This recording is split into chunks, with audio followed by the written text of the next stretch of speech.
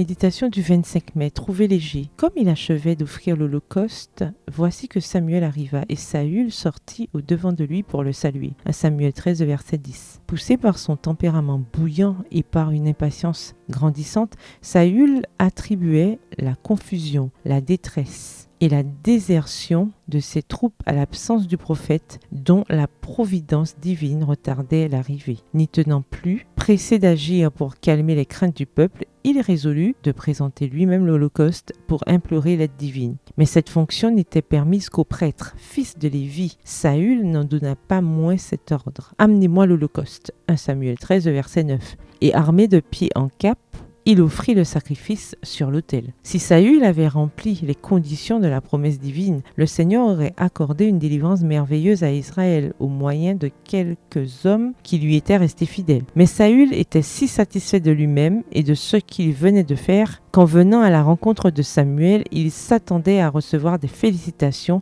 plutôt qu'une censure. Texte tiré du livre Patriarches et prophètes, au chapitre 60 à la page 603. Saül s'efforça de justifier sa conduite et blâma le prophète au lieu de se condamner lui-même. Il y en a aujourd'hui beaucoup qui suivent la même voie. Comme Saül, ils sont aveugles à leurs erreurs. Lorsque le Seigneur cherche à les corriger, ils reçoivent sa réprimande comme une insulte et incriminent celui qui apporte le message divin. Si Saül avait voulu voir et confesser son erreur, cette expérience amère aurait été une sécurité pour son avenir. Il aurait ensuite évité les fautes qui attiraient la réprimande divine. Mais se sentant injustement condamné, il allait bien sûr être susceptible de commettre à nouveau le même péché. Le Seigneur aimerait que son peuple manifeste en toutes circonstances une confiance implicite en lui. Bien que nous ne puissions pas toujours comprendre les œuvres de sa providence, nous devrions attendre avec patience et humilité jusqu'à ce qu'il juge bon de nous éclairer. La transgression de Saül a prouvé qu'il était indigne des responsabilités sacrées qui lui étaient confiées. S'il avait patiemment enduré l'épreuve divine, la couronne lui aurait été assurée pour toujours